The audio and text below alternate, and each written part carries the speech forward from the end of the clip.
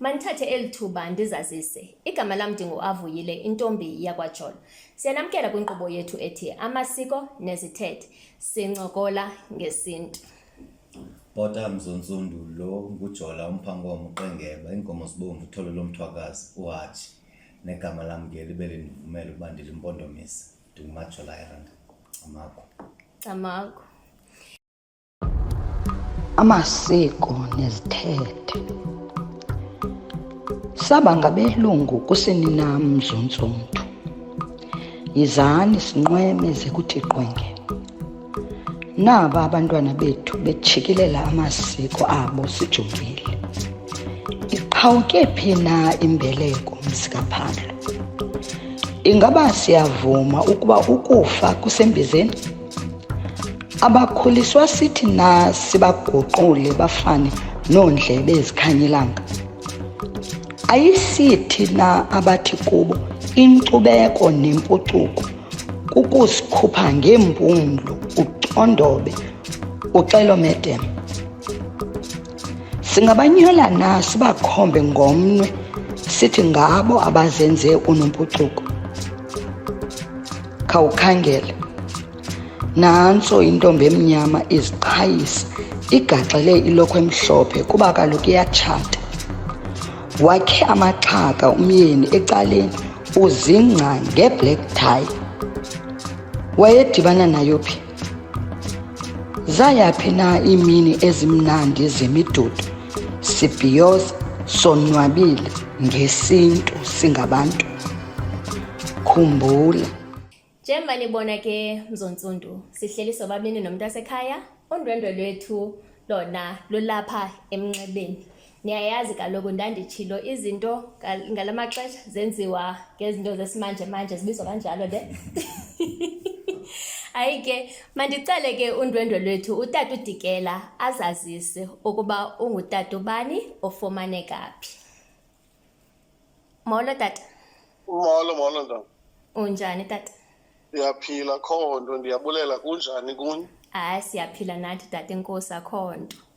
Enkosi. Bengicela ke tata nje uzazise khona ukuze ababukeli bethu bayazi ukuba sithetha nabani na. Ndingudikela mna uYongose. Ndingumqwathi umvala uNtswayibana uNoni.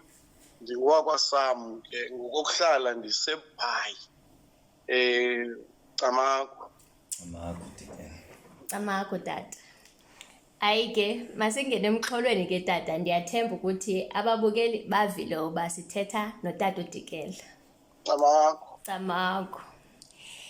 Isiqendu sethu ke sanamhlanje sizobe sigxininisa kulo mibuzo sinayo ngenkulu, ngenhlabi nomafungwashe. Amako. Khasicacisele ke tata ngenhlabi le. Kubani lo mntu kuthiwa inhlabi yekhaya? Ukhethwa kanjani? Masicamagushe ke. Xa ndisondela kulo mcimbi wenhlabi. Inhlabi phakathi kwekhaya okokuqala ngokuqinisekileyo kwayiba ngumuntu oyindoda. Into yokuqala leyo esiyijongayo ukuba inhlabi le iba ngumuntu oyindoda. Okwesibini, umuntu oyinkulu phakathi kwekhaya ithetha ukuthi loo nto leyo umuntu ongunyana wokuqala nguye oba inhlabi. Iye ihambe njalo ke naye unyana wakhe olandelayo unyana wokuqala abe inhlabi. Kodwa ke nothi ngamaxesha onke iye ihambe njalo kuba kaloku lo mcimbi woba inhlabi ngumcimbi onoxanduva. Uyakwazi ukwenzeka into yokuba lo umkhulu phakathi kwekhaya ufumanise into yoba olu xanduva loba kuyinhlabi ngokokujonga kwekhaya akazukwazi ukuyimela lo mcimbi. Kuye kukhethwe ke omnye mhlawumbi kwalapha kulo mzi walo tata ebeyinhlabi ukhetha unyana obonwayo into yokuba lo unako uyimela le nto yokuba inhlabi, kuba inhlabi kaloku khumbula ngumphilisi wekhaya. Inhlabi iyafana ngathi ligqirha phakathi kwekhaya. Ithi loo nto funeke ibe ngumntu okwaziyo yena ukuziphatha kwaye onendlela ezithile izinto ezijongwayo kuyo loo mntu ke enziwe intlabi. Camagu. Bawudikela. Bawudikela ndifuna ukhe ndibuze ngoba mna ndandikhe ndava into yokuba kuye kuthi intlabi ayikwazi uba intlabi ingekathathi unkosikazi. Camagu tata. Masicamagushe ke. Ewe ibiba njalo loo nto.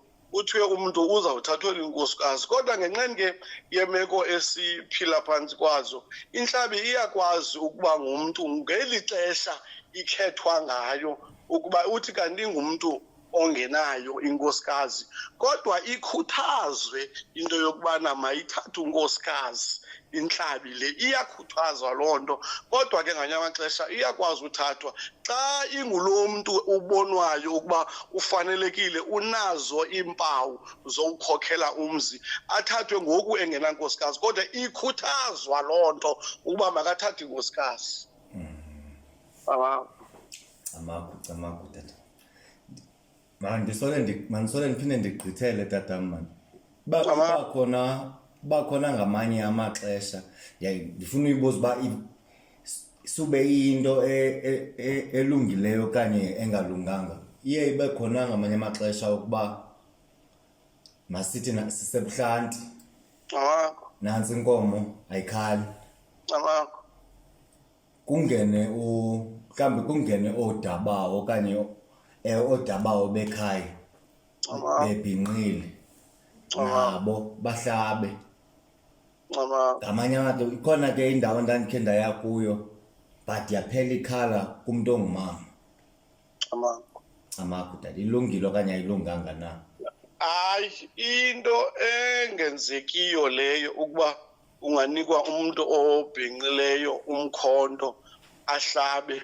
Into eyenzekayo bona banikwa ilizwi lokuthi xa inkomo ingakhali okanye ibhokhwe ingakhali kuthiwa mabame apha baxoxe ngokwabo bathethe kodwa banikele intlabi kodwa xa ingakhali ixesha elinintsi kuthathwa omnye umntu kwalapha emadodeni mhlawumbi ikhona into ekhalazelwayo kulo mntu uyintlabi okanye kufunwa omnye umntu aze kuthiwe kulo mntu ayina nanku umkhonto asikwezi ntlabi kodwa sithi ka uchukumise le nkomo kodwa umuntu ongumama yena unikwa ilizwi lokuthetha. So lilonke yayingalunganga le nto endandiyibonayo. Hayi kwakungafanelekanga uba adanikwe umkhonto. Umntu onikwa umkhonto uba makahlabe naye xa iyimeko ethile sube iligqirha xa ikukho imeko ethile phakathi ekhaya yize lithi igqirha elibhinqileyo nothi kokwalo nothi kwimcimbi wekhaya kumcimbi wobugqirha nothi kowekhaya kowobugqirha iyakwazi igqirha ke ngokulinika umkhonto mhlawumbi lo usetyenzwayo azihlabele ngokwakhe. Camagu. Iya kule nto ke umbuzo wam ke tata kuyakwazi uba neentlabi ezimbini ekhayeni masithi mhlawumbi lo wesibini kuthiwe isisekela ntlabi mhlawumbi. Masicamagushe ke. Camagu. Uxhomekeka ke kwikhaya kodwa lo wesibini yena ulibambela le ntlabi.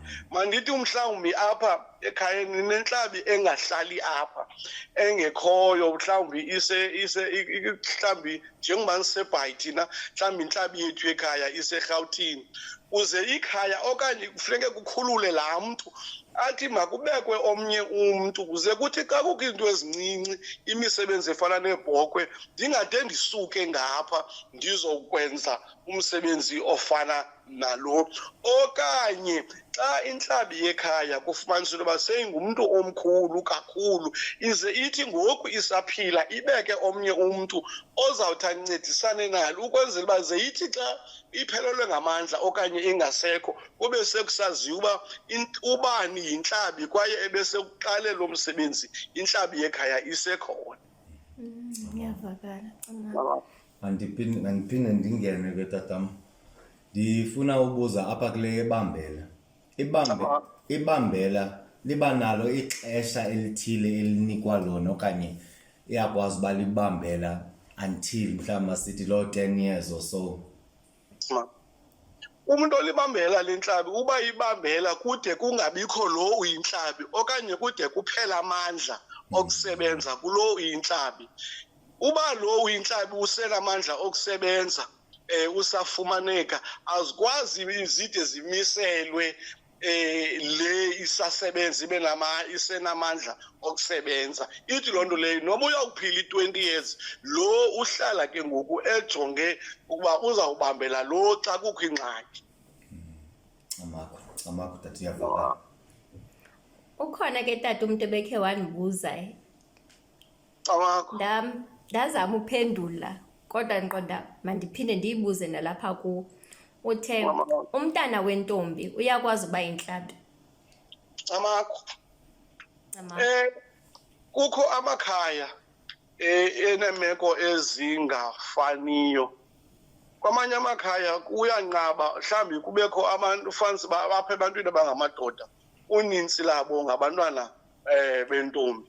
Mhlawumbi lo uyindoda engengomntana entombi ngulo ungakwaziyo ukulithatha uxanduva. Xa ingekho intlabi apha ekhaya, remember ke intlabi ayibekwa ngokomzi. Mhlawumbi apha ekhaya utatam kunye nabanina wabam ayibekwa njalo, ibekwa kwikhaya. Ukuba silo fani yekhaya elinye esiphuma kumnombo omnye ithetha ukuthi ke ngoku loo nto leyo intlabi yela khaya lonke. Xa intlabi ingekho apha ingafumaneki apho bekanti ibibekwa khona, kwatatomncinci izawuba khona umntu oyindoda okanye kwatatomkhulu ukhona omnye oyindoda okanye kutata osezantsi ikhona umuntu oyindoda onobekwa ezintlabi. Xa engafumaneki ke ngoku kulilungelo loba angathathwa umntana wentombi abe yiyo intlambi. Mhlawumbi usakhula umntana ofanelekileyo, usakhula, thathwe lo ukhoyo ngoba umntana intombi kaloku ngowe lo khaya ungeso siduko. Akufanekanga ke ngoba angacalulwa enziwe umntana wenye indawo, ungumntana walapha. So unalo ilungelo loba angayintlabi ahlabe apha kokwabo. Amakho tata. Iphendule ke aba bazothi ekhaya singamantombi sonke asinayo umntana umuntu oyinoba yintlabi. Nabo baphendulekile ke kutata. Xa siyiqokombela le ndawo yentlabi. Kwenziwa umsebenzi xa kukhethwa intlabi. Kwenziwa ntoni? Kwenziwa umqombothi kuthiwani? Intlabi iyakhethwa kuqala likhaya, kubekho ibhunga lekhaya. Kuthiwe ke ngoku sikhetha intlabi ikhethwe, kodwa umuntu wokuqala umhlambi ozawuba nelungelo lothetha kule nto mhlawumbi izawuba ngulo intlabi. Kuthiwe ke mhlawumbi yena athi yena ubona ubani uba angayintlabi, livumelane ke ikhaya ngaloo mntu. Ixoxwa ke le nto only xa ingekho laa mntu uyinkulu, umkhulu, uyindoda enkulu apha kulo mfo. Aze ithi ke ngokugqiba kwakhe ukukhethwa loo mntu kwenziwa umsebenzi, kuwiswa ibhokhwe, kuthiwa kumiselwa intlabi. Imiselwe intlabi. Intlabi ayiveli iba intlabi xa ingekayenzelwa loo nto leyo, iba libambela, uba ngumuntu oxoxelwayo qho. Xa izawusebenza kuthiwe uyaxoxela, akakamiselwa intlabi kude kwenziwe laa msebenzi ekuzawuthi kuwiswe kwamanye amakhaya ibhokhwe. Ke ndive kwezinye iindawo kuthiwa kuwiswa nenkomo, kodwa ke umntu okufuneka awiselwe ibhokhwe enzelwe loo msebenzi wokuba uyamiselwa njengentlabi. Nawo umuzo ngentlabi. Mhlawumbi uzawuphinda abuye exesheni. Mna ke tata nento enye endifuna uyibuza ngale ntlabi. Sube kutheni xa masithi nantsi inkomo okanye ibhokhwe iyahlatywa yintlabi le ekhaya ingakhali kwa ukhala? Kuba kaloku ndiyithatha ngoba intlabi ivunyiwe likhaya, yavunywa nangabaphantsi. Kutheni nje kungazukwamkelwa xa ihlaba? Amakho. Isizathu zokungakhali kwenkomo okanye kwebhokhwe siyakwazi ukuba kanti ayontlabi ingxaki. uyakwazi into yoba ngabana kunesikhalo esikhalelwayo ngabantu abalele ukuthula. Umhlawumbi nenza umsebenzi, kukho umsebenzi bekumele uba niwenzile phambi kwalo niwenzayo, ungavumi ke ngoku lo, ngoba kukho isikhalo sokuba umhlawumbi nenzela utata wenu inkomo kodwa utata akhe azange enzelwe inkomo. Ngumzekelo kweleyo, uyakwazi ke ngoba ikube kanti ngeso sikhalo akukho ngenxa yentlabi, intlabi yona ayenzanga nto. Okanye apha kulo msebenzi beniwenza kuye kwakho ingxoxo ezingalunganga, ezingahlambulukanga, abanye bade bathetha amazwi wokufungela lo msebenzi ba awuzode uphumelele. Intlabi ibe ingenzanga nto, ingavumi ke ngoku, ingakhali, kanti iyakwazi uba yiyo intlabi uthi kanti yona ayikhange iziphathe ngendlela elungileyo ngoba intlabi iyazila, uthi kanti khange iziphathe umsebenzi iwuvale inkomo umlomo ngoba lo mntu akhange awuzilele lo msebenzi. Amakho ya abantu bakhe bafungele nezinto uba zingahambi kahle kunjalo, ngakhali izinto. Aba. Besikuwo masiye ke tata kwinkulu, khasicacisele ngalo mntu. Kubani lo mntu uyinkulu ekhayeni? Inkulu yekhaya iba na imini ezimnandi zemidudu, sibhiyoza, sonwabile ngesintu singabantu. Khumbula Mzontsundu, eli ixesha lelethu.